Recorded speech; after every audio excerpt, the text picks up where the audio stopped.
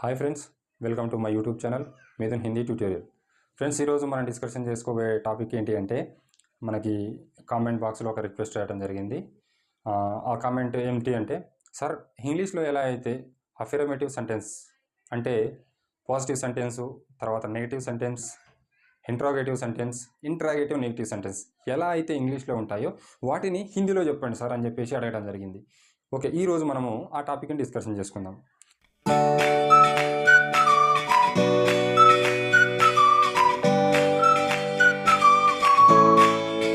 ఓకేనా?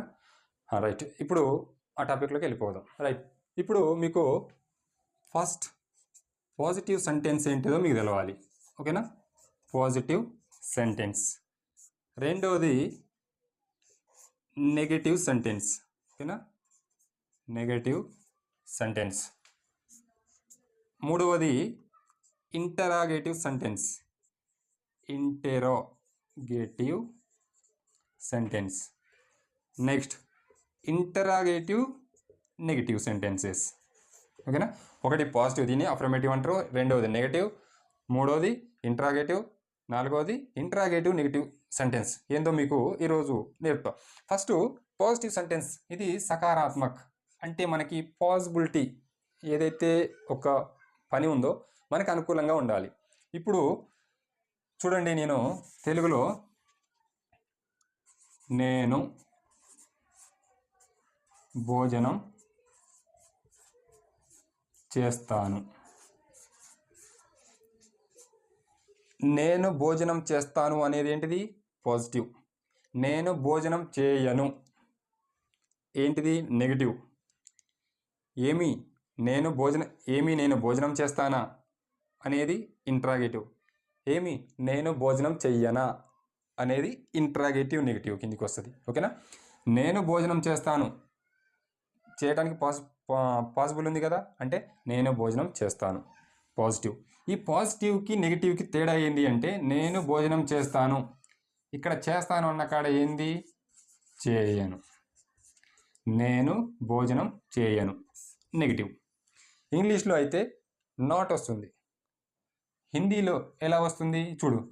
मै खाना खाता हूँ. నేనేమంటున్నా? నేను అన్నం తింటాను. ఇది పాజిటివ్. నెగిటివ్లోకి వచ్చేవరకల్లా मैं खाना नहीं खाता हूँ. ఓకేనా? ఏం చెప్తున్నా? नहीं खाता हूँ. నేను అన్నం తింటాను. मैं खाना खाता हूँ. मैं खाना नहीं खाता हूँ. ఇక్కడ ఏదైతే వెర్బు ఉందో, ఇక్కడ అదే ఖానా ఏదైతే ఉందో, ఇక్కడ ఖాతాహు అంటే తింటాను కన్నా ముందు నహి వచ్చి జాయిన్ అయింది అనుకోండి, అది నెగిటివ్లోకి వెళ్ళిపోతుంది. నేను అన్నం తింటాను అంటే పాజిటివ్. నేను అన్నం తినను నహి ఖాతాం నహి ఖాతాం. తినను. ఓకే. గాతాహు అంటే పాడతాను, నహి గాతాం పాడను. చల్తాహు నహి చల్తాహు. రోతాహు నహి రోతాహు. దౌడతాహు నహి దౌడతాహు. ఓకేనా? ఇంకా ఏదైనా కానీ పనిని ఇక్కడ ఏదైతే మనం చెప్పుకుంటామో ఆతాహు నహి ఆతాహు. ఓకేనా? ఇలా ఎన్నైనా సెంటెన్స్లో మీరు ఇక్కడ తీసుకోండి, ఇక్కడ నహి యాడ్ చేయండి, అది ఏమవుతుంది? పాజిటివ్ కాస్త నెగిటివ్లోకి వెళ్ళిపోతుంది. ఇప్పుడు ఇంట్రాగేటివ్ అంటే ఇక్కడ గుర్తుపెట్టుకోవాలి. ఇంట్రాగేషన్ అంటారు. ఇంట్రాగేషన్ అంటే ఏంటిది? మిమ్మల్ని గుచ్చి అడగటం, అంటే సందిగ్ధం. నువ్వు ఇది చేసావా లేదా, నువ్వు ఇది చేసినవా లేదా, నువ్వే చేయొచ్చా, నువ్వు చేస్తానికి ఆస్కారం ఉందా అని ఇంట్రాగేషన్ చేస్తారు కదా, అలాంటి పదాలు ఇక్కడ మీకు నేర్పుతా చూడండి. ఇంట్రాగేటివ్. मैं खाना नहीं खाता అంటే ఇది నెగిటివ్లోకి వచ్చింది కదా, ఇక్కడ చూడండి. क्या मैं खाना खाता हूँ. నేను అన్నం తింటానా? నేను అన్నం తింటాను అనే శబ్దానికి ముందల క్యా ఏమి వచ్చింది అంటే ఇంట్రాగేటివ్. అర్థమైందా? నేను అన్నం తింటానా. నెక్స్ట్ ఇదే ఇంట్రాగేటివ్ సెంటెన్సు ఇంట్రాగేటివ్ నెగిటివ్లకు ఎట్లా మారిపోతుందో చూడండి. క్యా मै खाना नहीं खाता हूँ. ఓకేనా? ఇక్కడ క్యా మై ఖానా ఖాతా హూ ఏమి నేను అన్నం తింటానా. ఇక్కడ నెగిటివ్లోకి వచ్చే వరకల్లా, ఇంట్రాగేటివ్ నెగిటివ్లోకి వచ్చే వరకల్లా ఏమి నేను అన్నం తిననా అంటే నేను తిననా. ఏమి నేను అన్నం తిననా. ఇక్కడ ఏమి నేను అన్నం తింటానా. అర్థమైందా. ఇది ఇంట్రాగేటివ్, ఇది ఇంట్రాగేటివ్ నెగిటివ్. ఓకేనా. మళ్ళీ చెప్తున్నా చూడండి. పాజిటివ్ అంటే పాసిబిలిటీస్ లేనప్పుడు అవి నెగిటివ్. ఏదైనా ఒక పదాన్ని అంటే ఏదైనా మనం ఒక వ్యక్తిని ఇంట్రాగేషన్ చేస్తున్నట్టు ఉంటే అది ఇంట్రాగేటివ్. అంటే నువ్వైనా చెప్పుకోవచ్చు సందిగ్ధంగా, నేను అన్నం తింటానా, లేకపోతే నేను పాలు తాగుతానా, లేకపోతే నేను వెళ్తానా, లేకపోతే నేను చూస్తానా, లేకపోతే నేను చేస్తానా. ఇవన్నీ కూడా ఇంట్రాగేటివ్. నేను తిననా, నేను తాగానా, నేను చెయ్యనా. అర్థమైందా. ఇలాంటివి మొత్తం ఇంట్రాగేటివ్ నెగిటివ్. పాజిటివ్లో వచ్చే వరకల్లా నేను తింటా, నేను తాగుతా, నేను చేస్తా, నేను వెళ్తా, నేను పాడతా, ఆడతా, ఏదైనా చేస్తా. ఇక్కడికి వచ్చే వరకు నేను తినను, తాగను, ఆడను, తినను, పడను, ఏదైనా కానీ ఈ నెగిటివ్. అర్థమైపోయిందా. జస్ట్ ఇంతే, ఏం లేదు. ఇప్పుడు పెద్దగా మళ్ళీ దీన్ని ప్రజెంట్లో ఎలా ఉంటుంది, పాస్ట్లో ఎలా ఉంటుంది, ఫ్యూచర్లో ఎలా ఉంటుంది అలా చెప్పింది అనుకోండి, అస్సలు మీకు అర్థమే కాదు. మళ్ళీ ఇంగ్లీష్కి టచ్ చేసి చెప్తే ఈ చాప్టర్ అర్థం కాదు. అందుకే నేను ఇంగ్లీష్లో కూడా సబ్జెక్టు తర్వాత వెర్బ్ తర్వాత ఏదో వచ్చి నాట్ ఎట్లా యాడ్ అవుతుంది, తర్వాత ఈజ్ యామ్ ఆర్ ఉంటుంది. అది ఎట్లా, ఇప్పుడు సబ్జెక్ట్ ఉంటుంది కదా, సబ్జెక్ట్ తర్వాత ఈజ్ యామ్ ఆర్ వస్తుంది, ఈజ్ యామ్ ఆర్ తర్వాత వెర్బ్ వస్తుంది, వెర్బ్ తర్వాత మళ్ళీ బై వస్తుంది.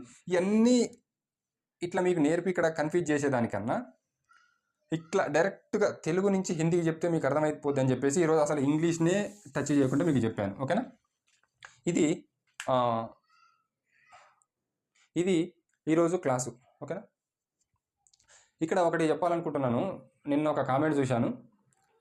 ఆ కామెంటు అది మెయిల్కి వచ్చింది, కామెంట్ కాదు సారీ, ఒక మెయిల్కి ఒక రిక్వెస్ట్, వెంకట్ సంథింగ్ ఏదో నేమ్ ఉంది. అతను ఏం చేసిండంటే, అన్న కొంచెం పీడిఎఫ్ మెటీరియల్ ఏదంటే కొంచెం ఇవ్వచ్చు కదా అని చెప్పేసి అడగడం జరిగింది. యాక్చువల్గా నేను ఇట్లా లైవ్ క్లాస్ చెప్పినప్పుడు నేను ఏదైతే మీరు అడుగుతున్నారో కామెంట్కి, ఆ కామెంట్ ఏదైతే ఉందో నేను ఇలా లైవ్ క్లాస్ చెప్తున్నాను. నేను కంప్యూటర్ స్క్రీన్ మీద చెప్పేవాడిని అయితే ముందే ప్రింటెడ్ మెటీరియల్ని ఎక్కడో కాపీ చేసి ప్రింటెడ్ మెటీరియల్ని నేను స్క్రీన్ మీద పెట్టుకొని మీకు ఏదైతే క్లాస్ చెప్తానో అప్పుడు మాత్రం మీకు పీడిఎఫ్స్ ఇవ్వగలుగుతాం. ఫ్రీగా ఇవ్వాలన్నా ఇవ్వచ్చు, ఎట్లానే ఇవ్వాలన్నా మీకు ఇవ్వచ్చు. కానీ నా ఒక ఉద్దేశం ఏంటి అంటే, ఇప్పుడు నేను ఏదైతే చెప్తున్నానో మొత్తం ఫ్రీ కంటెంట్, నాకు ఎవరు డబ్బులు ఇవ్వాల్సిన అవసరం లేదు, నా ఛానల్ తరపున మిమ్మల్ని ఎవరు డబ్బులు అడగరు. ఇంకొకటి నా ఒక ఉద్దేశం ఏంటి అంటే, ఇప్పుడు కొంతమంది బుక్స్ రాస్తారు. బుక్స్ దేనికోసం రాస్తారు, డబ్బుల కోసం రాస్తారు. ఎందుకంటే వాళ్ళు కష్టపడి రాస్తారు అంటే వాళ్ళ ఉపాధి కదా. నాకు అది కాదు, నా సెంటిమెంట్ ఏంది, నేను ఏదైతే విద్య నేర్పుతున్నానో అది నేను ఫ్రీగా నేర్పాలి. అయితే ఈ బుక్స్ రాసేవాళ్ళు బుక్స్ రాస్తారు. ఈ బుక్స్ రాసేవాళ్ళు యూట్యూబ్లో క్లాస్ కూడా చెప్తారు. వాళ్ళు 50% ఒక క్లాస్ చెప్పి మిగతా 50% క్లాస్ని బుక్లో చెప్తారు అన్నమాట. అంటే బుక్లో ప్రింటెడ్గా మీకు మెటీరియల్ అందిస్తారు. అంటే మీకు వాళ్ళ ఛానల్లో 50% మెటీరియలే దొరుకుతుంది. ఎందుకు, ఈ 100కి 100% ఇక్కడ చెప్పారనుకోండి, మీరు ఆ బుక్ని తీసుకోరు. అందుకే 50% చెప్పి 50% ఆ బుక్లో మ్యాటర్ రూపంలో మీకు బుక్ రూపంలో అందిస్తారు. కాబట్టి మీరు అప్పుడు వాళ్ళ బుక్ కొనుక్కుంటే మీరు 100% సబ్జెక్టు అందుకుంటారు. ఓకేనా. అందుకే వాళ్ళు జూమ్ మీటింగ్లు పెట్టి క్లాస్ చెప్పడం కానీ, ఆఫ్లైన్ క్లాస్ చెప్పడం కానీ, కోచింగ్ సెంటర్స్ పెట్టి కానీ చెప్తారు. ఓకే, ఎవరైనా నేను అలా చెప్తారు, తప్పు పట్టలేదు. ఎవరైనా మీరు పోయి నేర్చుకోవాలంటే ఆఫ్లైన్ క్లాసులు నేర్చుకోవచ్చు. కానీ నా ఉద్దేశం ఏంది, నేను పీడిఎఫ్ ఇవ్వను. నేను ఇప్పుడు బుక్ రాసే ఆలోచన కూడా లేదు. ఇన్ కేస్ బుక్ రాసినా కూడా మీకు అది కూడా ఫ్రీగానే, అంటే మీకు నా సొంతంగా ఒక మెటీరియల్ రాసి మీకు ఇచ్చేస్తాను, అది మీరు జిరాక్స్ తెప్పించుకోవచ్చు. అది నెక్స్ట్ ఇన్ ఫ్యూచర్ ప్లాన్. అయితే ఏదైతే నేను బుక్ రాయాలనుకుంటున్నానో, ఏదైతే నాకు నాలెడ్జ్ ఉందో ఆ నాలెడ్జ్ని కూడా నేను ఇప్పుడే యూట్యూబ్లో 100కి 100% మీకు ఫ్రీగా ప్రొవైడ్ చేస్తున్నాను. ఇంత డెప్త్గా చెప్పడానికి కారణం ఏంటంటే, ఇంత డెప్త్గా ఎవరు చెప్తారు, యూట్యూబ్లో డబ్బులు తీసుకునే వాళ్ళు ఉంటే కొంచెం టచ్ చేసి వాళ్ళు పెట్టి ఇక్కడ సబ్జెక్ట్ని మిగతాది బుక్లో ఉండండి, ఇవో మా బుక్ కొనండి, ఇవో వాట్సాప్ నెంబరు, బుక్ కావాలంటే ఇక్కడ ఫోన్ చేయండి అని చెప్పేసి చెప్తారు. నేను అలా చెప్పట్లేదు. నేను ఏదైతే బుక్లో ఒకవేళ బుక్ రాస్తే మెటీరియల్ మీకు అందిస్తానో ఆ మెటీరియల్ మొత్తం కూడా నేను లైవ్ క్లాసులో చెప్పాలనుకుంటున్నాను. ఎందుకు, నేను డబ్బులు తీసుకోదలుచుకోవట్లేదు ఎక్కడి నుంచి, నేను ఫ్రీ కంటెంట్ ఇవ్వాలనుకుంటున్నాను. బుక్లో ఏదైతే మ్యాటర్స్, ప్రింటెడ్ మ్యాటర్స్ ఉంటాయో అవి మొత్తం కూడా నేను ఇక్కడ మన బోర్డు మీదనే ఫ్రీగా యూట్యూబ్ ఛానల్లో దొరుకుద్ది. ఓకేనా. నా ఒక్క ఉద్దేశం అది. మీరు పీడిఎఫ్ కావాలన్నా లేకపోతే బుక్స్ కావాలన్నా ఇన్ ఫ్యూచర్లో బుక్లో ఏదైతే ప్రింటెడ్ మెటీరియల్ ఉంటుందో అది మొత్తం కూడా ఫస్ట్ మన యూట్యూబ్ క్లాసులో చెప్పిన తర్వాతనే నెక్స్ట్ బుక్ కూడా ప్రింటెడ్ అయిపోతుంది. ఓకేనా. అందుకే మీరు అవి పీడిఎఫ్స్, బుక్స్ అవి ఇవ్వని నన్ను అడగండి. మీరు ఒకటి నాలెడ్జ్ని గెయిన్ చేసుకోండి ఇక్కడి నుంచి. ఎందుకు అంటే నేను 100కి 100% ఎఫర్ట్స్ పెట్టి మీకు ఇక్కడ యూట్యూబ్లో క్లాస్ని అందివ్వడం జరుగుతుంది. మీరు అది గమనించాలి. ఓకే. అదే ఒకవేళ నేను కూడా సేమ్ ఆ బుక్ ప్రింటెడ్ చేసి ఆ పీడిఎఫ్స్ ఇచ్చేవాడిని అయితే ఇంత క్లారిటీగా ఇంత ఎఫెక్ట్ పెట్టి 1కి 2 సార్లు ఇంత నీట్గా ఇంత అర్థమయ్యే విధంగా ఇంత నేను కూడా కొంచెం చెప్పేసి నెక్స్ట్ నా బుక్ కొనుక్కోండి అని చెప్తా. తర్వాత కొంచెం చెప్పేసి ఆఫ్లైన్ క్లాసులు ఉన్నారు కదా, ఆఫ్లైన్ క్లాస్కి రండి అని చెప్పేస్తాం. ఓకేనా? మనకి ఏ ఆఫ్లైన్ క్లాసులు లేవు, ఎక్కడ డబ్బులు ఇచ్చి ఎక్కడ ప్రింటింగ్ ప్రెస్లు కానీ ఎక్కడ మనం బుక్స్ అమ్మేది కానీ లేదు. ఓకేనా? ఇది గమనించాలి మీరు. ఓకే ఫ్రెండ్స్, ఈ చాప్టర్ ఇంతటితో క్లోజ్ చేసేద్దాం. మరొక మంచి వీడియోతోని మళ్ళీ కలుద్దాం. బాయ్.